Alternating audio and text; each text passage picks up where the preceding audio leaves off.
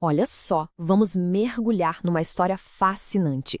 Um verdadeiro choque de ideias que acabou moldando um movimento religioso importantíssimo nos Estados Unidos. E essa não é só uma batalha sobre fé e ciência, não. É algo bem mais profundo. É uma briga pela própria definição do que é a verdade. Imagina só, começo do século XX. Para os adventistas daquela época, a teoria da evolução não era só uma ideia científica qualquer. Era um ataque direto, pessoal, bem no coração da fé deles. E tem esse cara, o George MacCready Price, que a gente ainda vai falar muito sobre ele, que resumiu isso perfeitamente. Para eles, acreditar na criação literal, sabe, em 6 dias, era tão fundamental quanto guardar o sábado. Era o pilar de tudo. Pensa na teologia adventista como se fosse uma corrente, com elos bem fortes. O primeiro elo, o passo 1, é a crença numa criação literal, em 6 dias. Ponto. E esse elo se conecta direto com o passo 2, guardar o sábado no 7º dia. Por quê? Porque o sábado era visto como um memorial, uma lembrança daquela criação. Se você quebra o primeiro elo, bom, o segundo simplesmente perde todo o sentido. E aí é que o problema começa de verdade. E se a ciência chegasse e, sabe, desse uma martelada bem naquele primeiro elo? Se a criação literal fosse posta em dúvida, a estrutura toda corria o risco de desmoronar. Isso não era só um debatezinho teológico, não. Era uma crise de identidade, uma crise existencial para o movimento. E agora, para onde ir? A ameaça era muito, muito real. Para um adventista do 7º dia, abrir mão da criação literal era a mesma coisa que abrir mão do sábado, e isso era impensável. O próprio nome dele está ligado a essa crença, né? O coração da identidade religiosa dele estava totalmente em jogo. Para eles, a evolução era tipo uma porta de entrada para um monte de perigos teológicos. Pensa comigo, se não existia uma criação perfeita e uma queda do homem, então, por que a gente precisaria de um salvador? Qual seria o sentido do plano de salvação? Na visão deles, a evolução não só contradizia o Gênesis, mas era um terremoto que abalava os alicerces do cristianismo inteiro. E é no meio dessa batalha intelectual que surge uma figura central. Um homem que não só resolveu bater de frente com a maré da evolução, mas que dedicou a vida dele a construir uma ciência alternativa para lutar contra ela. Esse cara era o George MacCready Price. Ele era um educador que passou por uma crise de fé pesadíssima por causa desse assunto. E ele encontrou a resposta que procurava nos escritos sobre o dilúvio de Noé. Aquilo deu um estalo, sabe? E o inspirou a desenvolver uma teoria geológica completamente nova, radical, criada com um objetivo bem claro: refutar a evolução. E aqui está o pulo do gato da teoria dele.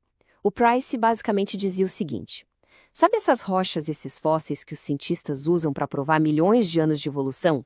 Eles estão lendo a história toda errada. Para o Price, o registro geológico não mostrava eras e eras de tempo, mostrava, na verdade, o resultado de uma única catástrofe global, o dilúvio de Noé. E o homem era confiante, viu? Tão confiante que ele botou dinheiro na mesa.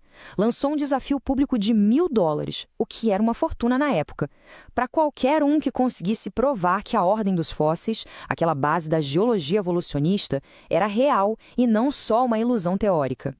E isso leva a gente a um ponto que é fundamental para entender essa história. Para as pessoas envolvidas, a guerra não era entre ciência e religião. De jeito nenhum. Era uma guerra pela definição do que é ciência de verdade.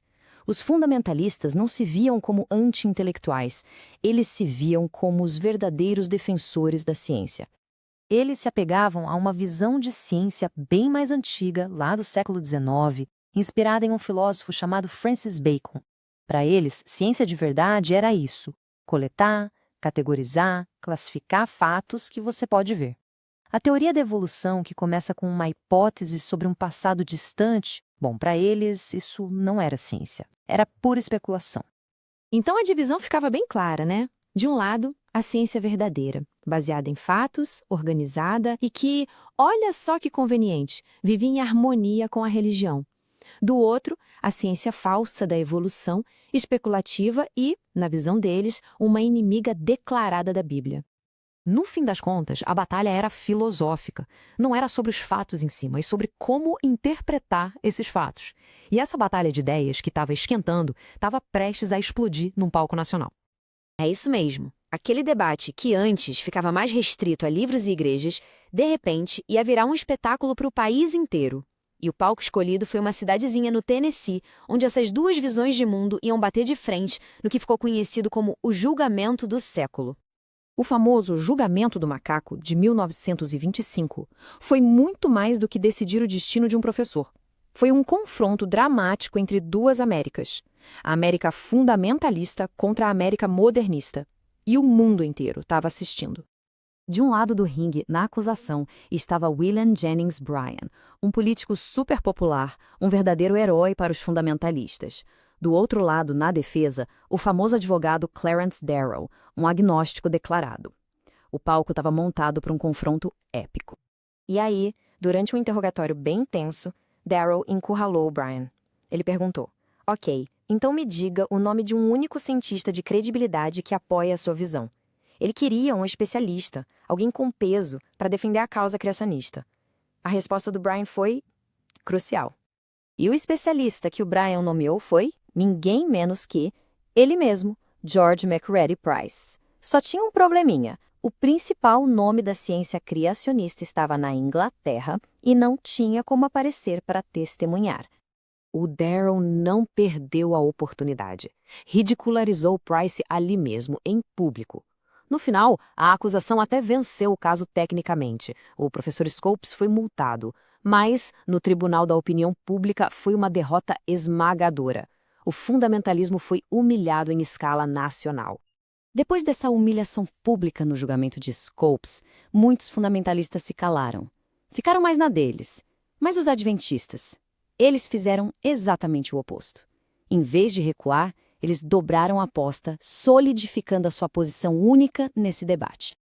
Eles passaram a se ver como os últimos verdadeiros defensores da fé, os únicos dispostos a levar a interpretação literal da Bíblia até as últimas consequências. E isso os colocou em conflito não só com a cultura da época, mas também com outros grupos religiosos mais conservadores. Então, o ponto central é que, para eles, toda a identidade estava interligada. A crença na autoridade total das Escrituras levava direto à crença na criação literal, que, por sua vez, levava direto à guarda do sábado. Era uma linha reta, uma conexão que outros grupos não faziam.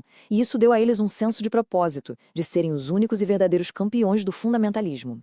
Essa história toda nos mostra que os conflitos mais profundos, muitas vezes, não são sobre os fatos em si. São sobre a definição de verdade e sobre o que conta como conhecimento. E nos lembra que as batalhas que travamos sobre o passado são, na verdade, batalhas sobre quem nós somos hoje e sobre o que seremos no futuro.